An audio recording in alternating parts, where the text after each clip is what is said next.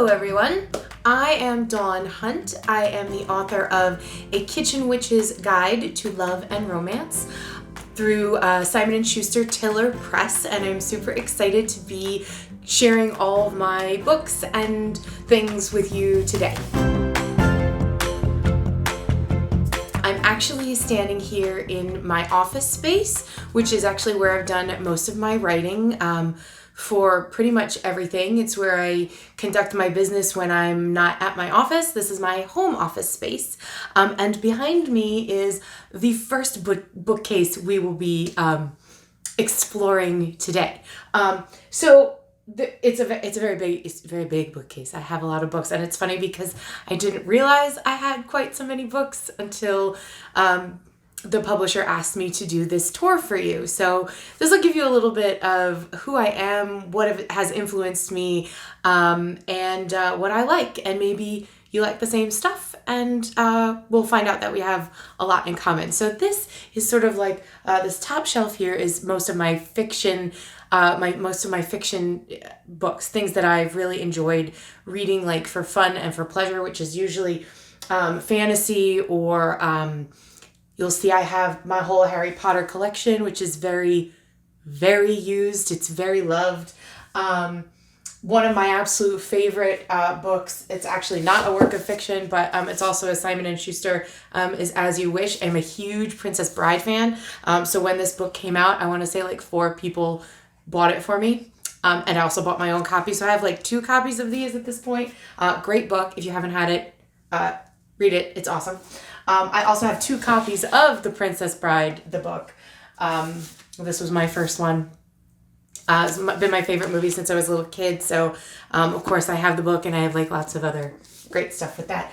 And then underneath all my fiction here, if you can see, I have, these are some of my witchy books, some of my pagan books by wonderful pagan authors. This one in particular is one of my absolute favorites by the late, great Raven Grimassi.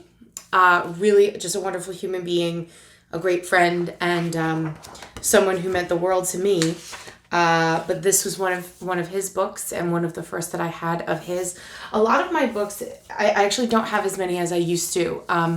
I've kept all the ones that are really meaningful for me or that I really like for reference, and the rest of them I've given away or donated or given them to people who I think really could use them. So I'm excited to show you the ones that still mean so much to me, and this is one of them. It's all really about witchcraft in the Italian culture.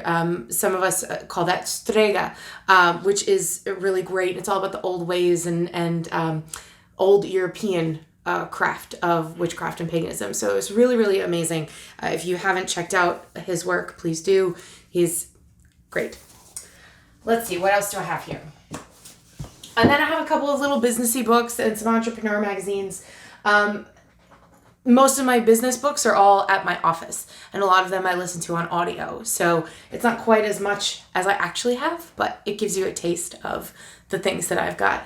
Business books, one of the most influential ones that I have really enjoyed is People Before Profit, because that is how I run my business. I think our team is the most important. So if you're interested in entrepreneurship, check out this guy, Bob. He's pretty great. Here we are in my kitchen. This is my fabulous hutch. I love this thing so much, like you have no idea. I spent a lot of time searching for this baby because I needed to have space to put all of my cookbooks.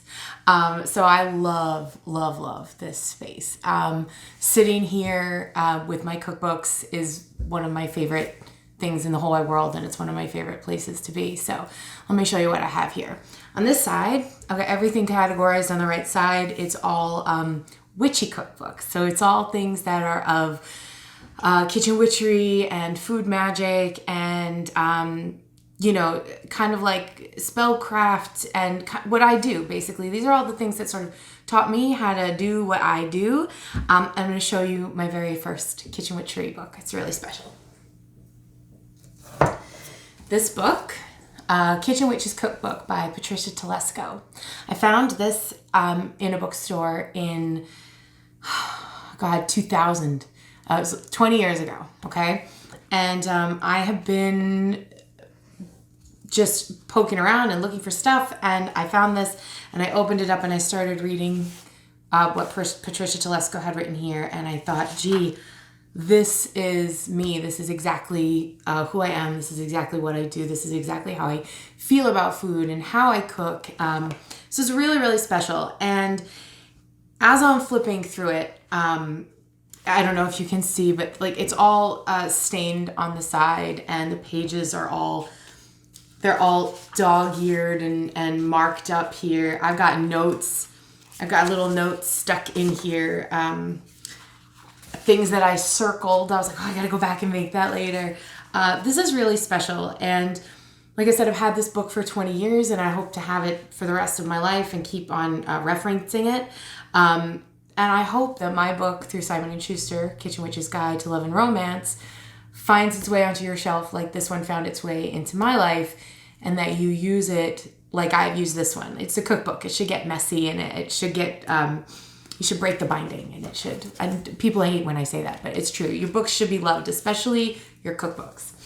So yeah, I have a bunch of these kitchen witchery books over here. Another great one is Cunningham's Encyclopedia of Wicked in the Kitchen. This is a really great one. Again, you can see I have all my little sticky notes in there. This is great for quick reference. Sort of like literally like an encyclopedia. You can think, oh, I want to know this one thing, look up that ingredient, and boom, there it is. So I really like that one for reference.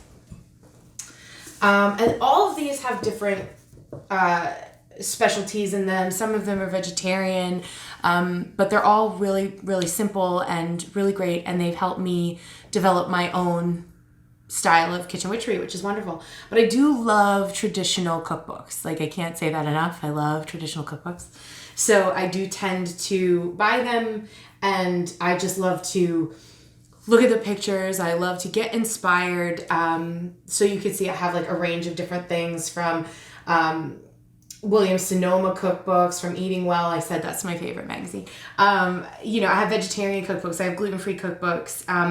And I have some celebrity chef cookbooks too, which are also great. But here's a couple things that I'd like to show you on my bookshelf, which are my own collections of recipes. So things that I've collected over time, photos I've collected over time, recipes of my own that I've written down.